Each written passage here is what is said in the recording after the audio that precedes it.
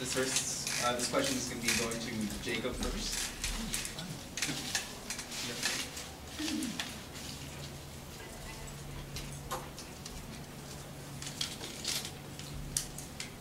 So Jacob, as GPSA president, how will you make sure graduate voice and graduate voices and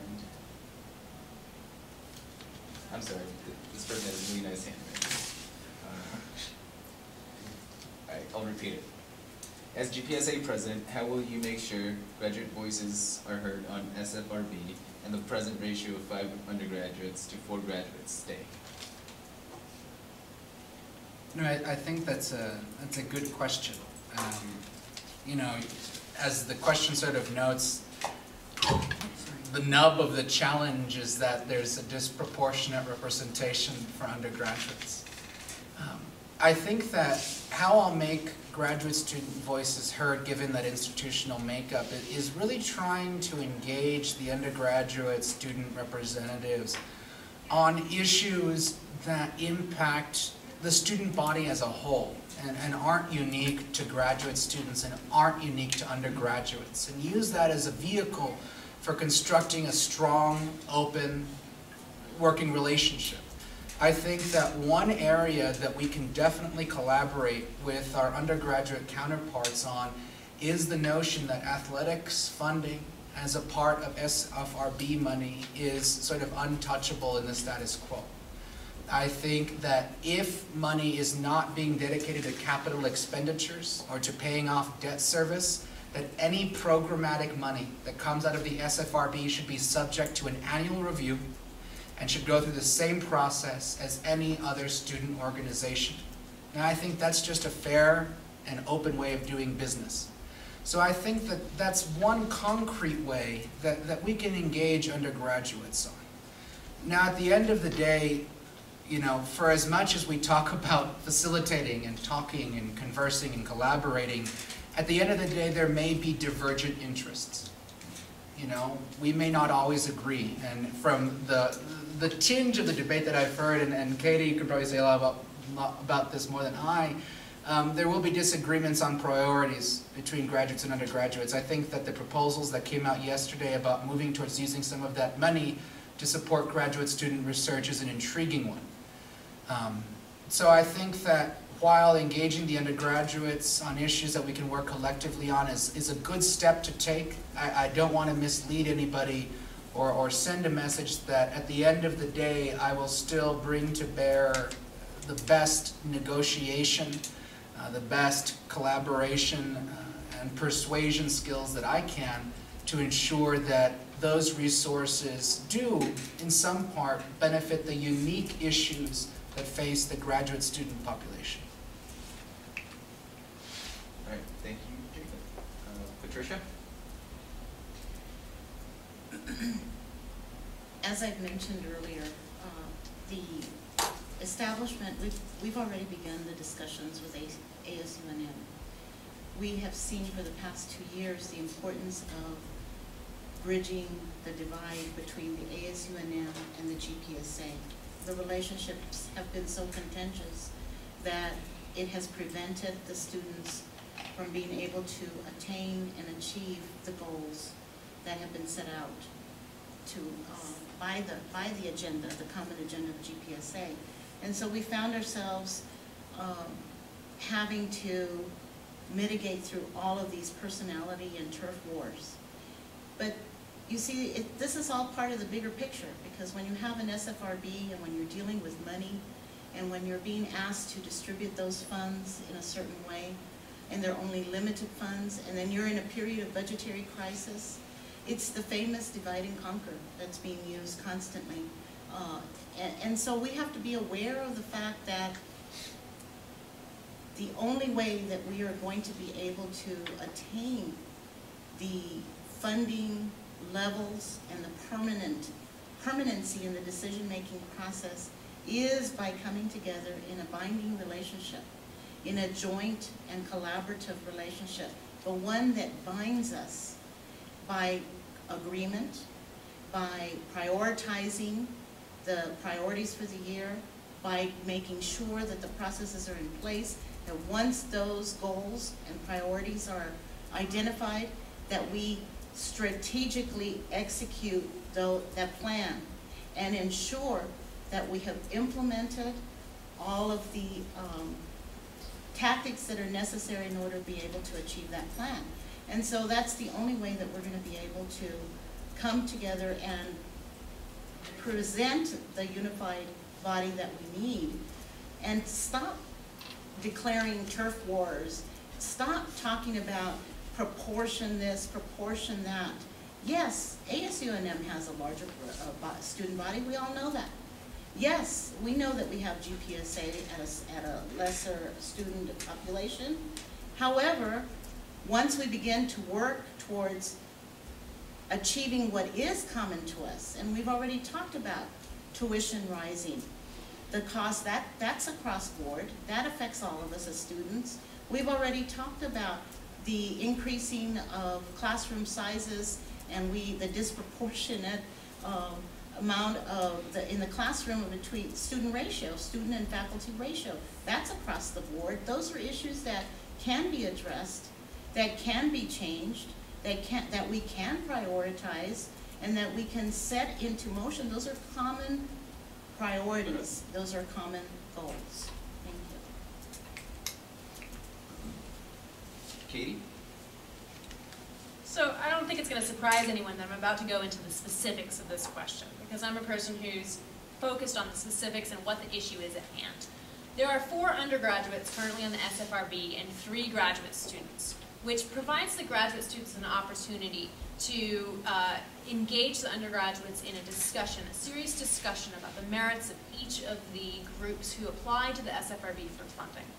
There is a proposal, and I believe that this is what the question was aiming for, currently, to change the representation on the Student Fee Review Board to 7 undergraduates and 2 graduate students, so that the undergraduates could, in a block vote, have easily 2/3 of the vote on the SFRB, which means that they can change policy without graduate students, which means that they can call the question without graduate students, that effectively graduate student money would no longer be under the control of graduate students. In my mind, any GPSA presidential hopeful should be appalled by this situation. And I think that we need to be, and I am in fact already working on trying to make sure that this policy change to the Student Fee Review Board does not go through. And I care about it for a number of reasons. It's not just because I believe in graduate student representation. It's also because look at the groups that apply to Student Fee Review Board money and see which ones are supported traditionally by graduate students and which ones the undergraduates do not understand the value of. The undergraduates traditionally vote against funding, giving more funding to the ethnic centers, vote against giving more funding to PNMGC, which is a group that provides a pipeline through education for graduate students of color. They vote against giving more funding to community service groups like CLIPS. I was speaking to Karen Pepira, who is the director of the Community Engagement Initiative, and she called this movement both awful and strategic. And that gives us a hint that this isn't just coming from the undergraduates. This move to change the representation on the Student Fee Review Board is really coming from the administration, because they know that they will be able to better control the undergraduates on the Student Fee Review Board and make sure that money goes to the projects that the administration wants to spend money on. And that's a disturbing trend. I don't think that it's necessary to fight with the undergraduates. I'm disturbed by the fact that consistently there do seem to be bipartisan politics. I hope that I'm the type of person, I intend to be the type of person who, when an undergraduate walks into the room, I take them for who they are, not the label undergraduate, and what I've seen traditionally undergraduates do. I am absolutely open to working together with undergraduates, and I've done that in the past, and I continue to do so. But I will always stand for graduate students' interests, and I think that it is not in our interest to lose our control over how our student fee money is spent on the Student Fee Review Board. Thank you, Kate. Joseph, when you're ready. I mean, this definitely hits on a point that I've been reiterating throughout, this whole process of campaigning for the GPSA president spot. And I think it all comes down to being a facilitator. And I think that this situation with the SFRB is no different than any other situation working with people with competing interests. Whether or not the graduate and undergraduate student interests are the same or different is irrelative to how you should first address the situation. And that's with a conducive and conductive talking manner. And you're not going to get anything accomplished but by going in there and arguing with undergraduates, especially when they do hold a majority. Next year, the GPSA president will be the chair of the SFRB, and I just see this as a great opportunity to help kind of set the agenda for how the behavior in the SFRB will be conducted. And I think that definitely needs to be a cordial relationship between the two bodies.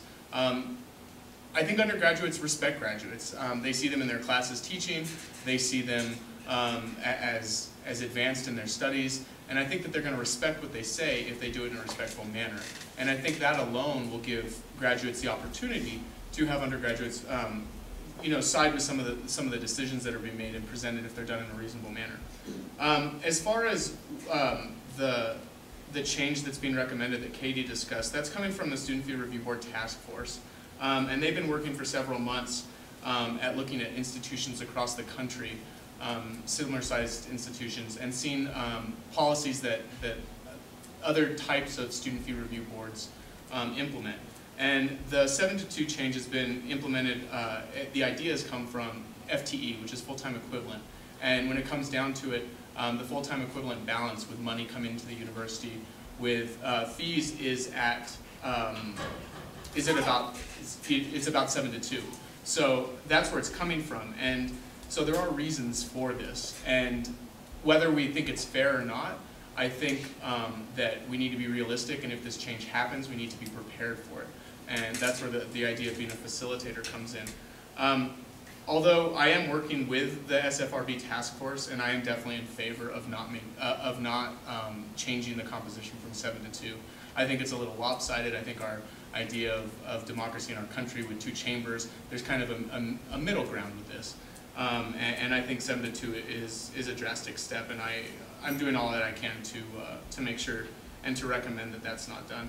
And I think it really is important to make sure that everybody keeps in mind that the SFRB is a recommendation board. And the university doesn't necessarily have to listen to them, but we need to work with them and have a strong student voice to make sure that that recommendation is heard. Right. Thank you, Joseph. Any rebuttals?